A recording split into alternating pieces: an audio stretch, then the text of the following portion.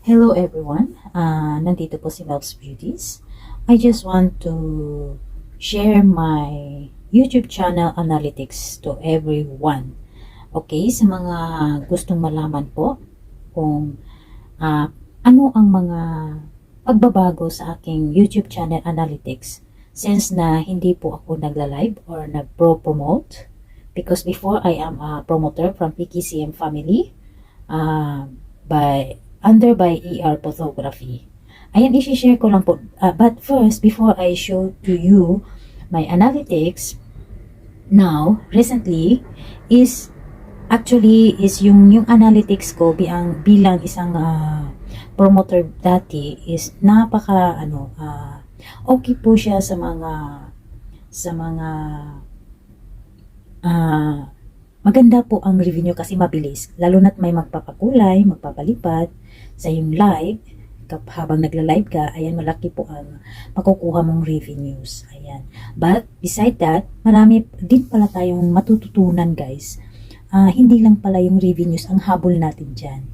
Once napupasok po tayo sa YouTube industry, ay kailangan pala nating pagandahin din ang ating bahay. Hindi lang ang ating revenues ang habol natin dito. But, andyan din po yung mga views, likes, at saka yung mga RPN, CPN, yung kailangan pala yan na maganda ang takbo ng ating channel. Okay? Dati is laging nagda-down arrow ang aking mga analytics like RPN, CPN, views, subscribers, ayan. Nagda-down po siya. Yung nag-green lang po siya is yung revenue ko. Okay po siya, mataas po yung revenue ko kasi bilang promoter, live promoter, marami ka ding views. Okay, yung views, watch hours natin. Kasi marami din tayong mga participants na sumasali sa ating live streaming. Ayan. So ngayon, pupunta tayo i-share ko po sa inyo kung ano na po ang nangyari sa aking YouTube channel analytics. Kaya titingnan natin, guys, hindi ko na nakuha yung mga old update ng aking bahay kasi as a promoter wala akong time mag-check as long as makita ko na may mataas ang revenue ko kasi yun lang pagkakaalam ko. But when I stop promoting, so naghahanap ako ng paraan upang hindi mag-stop yung revenues ko. Yun ang isa sa dahilan na sumali ako sa isang grupo ng Premier to Premier. I will try. I said, subukan kong itry ang sasali sa Premier to Premier. So I asked my Ate Season channel. She is the one who helped me and she introduced me to this group, Team PT Joiners. Thanks a lot for you all na tinanggap niyo ako sa grupo niyo at nagiging active ako sa grupo ng Team PT Joiners. At doon ko nakita yung pagbabago ng aking channel, Mel's Beauties channel. Ayan, hindi lang po yan. Then, nag-o-observe ako, naglagi ako nagsisearch how to improve my channel na hindi po siya kulilat, na hindi po siya mag-gray. Alam niyo naman yung down arrow na gray ay talagang kulilat na po yan na channel. So, I'm trying my best. Searching kung paano i-grow yung channel ko. So, by the help of my Ate Season channel, ayan, I asked her, then she's telling me she's sharing me about the analytics. But then, she said she wants me to help. Okay, join our Watch to Watch sa Team Shark. Ayan, Team Sharks also is a team Premier to Premier and Watch to Watch. Then, I joined these two groups from Team PT Joiners to Team Shark. So, itong Team Shark is marami din sila po, mga grupo. Ayan, supportive din po sila pag may premiere ka. At saka sa Watch to Watch, very mababilisan po ang Watch to Watch nila. Ayan, hindi lang. At saka, natutunan ko lahat yan by observing. Ayun, every week, nag-check ako sa aking analytics. At yun, thanks God, kasi lahat po nagkulay green po yung sa analytics ng aking channel. By helping of watch to watch, malaking tulong po talaga siya. Hindi lang ang premiere ang malaking tulong sa aking channel, kundi ang watch to watch. So, ayan, isi-share ko po sa inyo, ipapakita ko po sa inyo ang aking analytics sa Mel's Beauties channel. Punta tayo sa ating YouTube. Okay. Punta tayo sa aking channel profile. Then, YouTube Studio.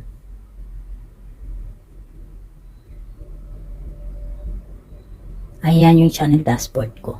Ayan. Ito yung sa channel analytics. Meron na akong subscribers na 3,404. Nakita nyo guys, ito guys. Nakita nyo ito. Sa isang video ko lahat po siya, nag-grow up po siya. Dati, lahat ng mga video ko, yung nag-aano pa ako ng subscribers, hindi po ganito yung channel ko ng analytics, lalo na sa live streaming ko, hindi po ganito row up. Okay? Punta tayo sa analytics, whole analytics. Ayan. Sa overview. Ayan. So, sa this is 28 days. So, ilagay po natin. Okay?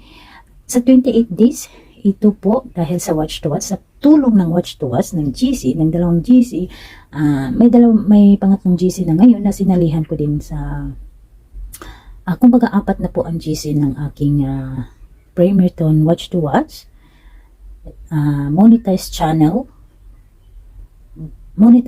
watch to watch, under by Ma'am Sweet Grace CV. Ayan, dalawa po kami nag-handle nitong grupo na ito. At ang after na ako pumasok sa Teamshark, bumuo din po ako ng GC, sariling GC about Premier and watch to watch, Premier to Premier and watch to watch. Yun ang GC ko, ang Team Dreams Beauties. Ayan, hindi lang ako nag-iisa ito. Hindi po mabubuo ang Team Dream Beauties kung wala po yung mga loyal and true friends ko na tumutulong sa akin. Hindi nang iiwan sa akin. Ayan. So, ito yung views ko for 28 days. 9.5K. Ayan, green po siya. Ang saya tingnan po. Pag ganitong lahat ng iyong analytics ay nag-green arrow po siya. Ayan. Ayan yung watch time hours, 364.32. Ayan.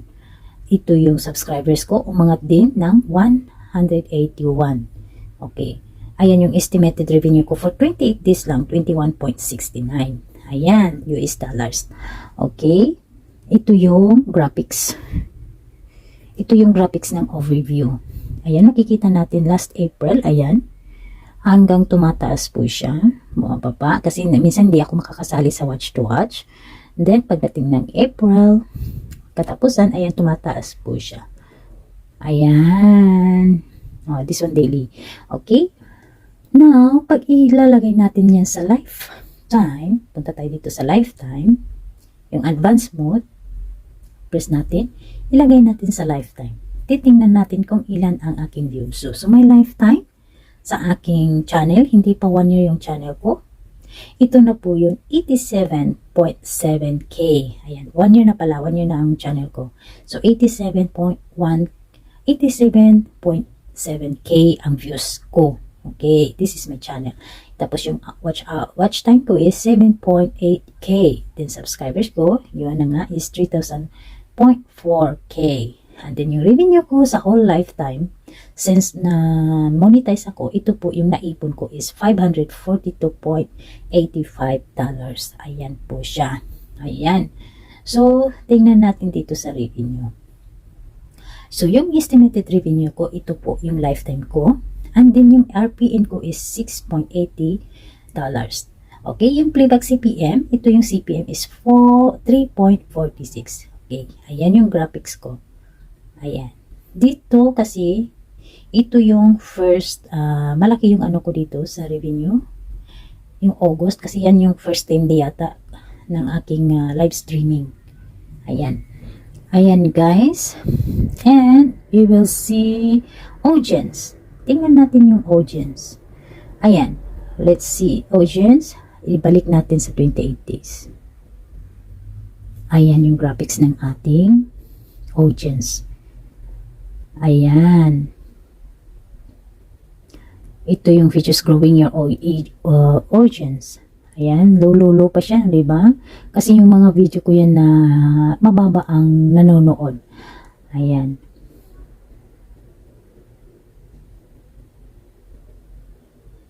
So, marami-rami din pala ang nanonood sa akin na hindi nakasubscribe. 74.0%. Ayan. Ayan po ang mga audience ko. Now, we will check our engagement. Ayan. Yung engagement natin is 364.3. Ayan. Still watching. Wow. Ito yung mga videos ko na pinapanood pa hanggang ngayon. May nanonood pa is, ayan, how to avoid YouTube strike copyright please monetize. Ayan. But, ito yung pinaka na-surprise po talaga ako. Ayan, yung top videos ko na talagang nagbibigay sa akin ng mabilisang revenue. Ayan, yung title ng video ko is Never Enough, The Mother and Son. And then, Sweet Crossing ko, ayan, at saka yung Lego Challenge ko. Yung Lego Challenge ko na anuhan pa sa Never Enough. Update ng Sweet Crossing at A Wonderful Day. Ayan. Ayan. Ayan guys. Ito yung nag-top videos ko, yung Never Enough. Okay, not bad. Ang aking graphic. Okay, reach. Ito is sa reach. Impression click. Ayan, sa impression clicks. Ayan, 54.2k. Impression click through rate. Ayan, hindi pa siya nag-green. I don't know if may mag-green arrow ba to. Basta lahat, guys, lahat ito nag-green na po, guys. Kaya ang sarasaya, ang traffic source ko, ayan. YouTube search, malaki ang. Kaya nga, guys, sinasabi natin, mas maganda yung searching. Hindi yung nagbibigay ka ng link. Kaya sa GC ko, nag-aano talaga ako ng no link. Bawal po ang link. Kasi masisearch po tayo ni YouTube na may grupo tayong ginagawang watch to watch. Ayan, YouTube search tayo. Ayan. Okay. Marami ding nagano sa Facebook. Facebook Messenger, kadalasan is Facebook. Ayan, yung mga rich. Ayan na po guys. Okay, ayan po sa ngayon, ayan po ang aking YouTube channel analytics. Yung views ko is 9.5k. And then watch hours is 364.3.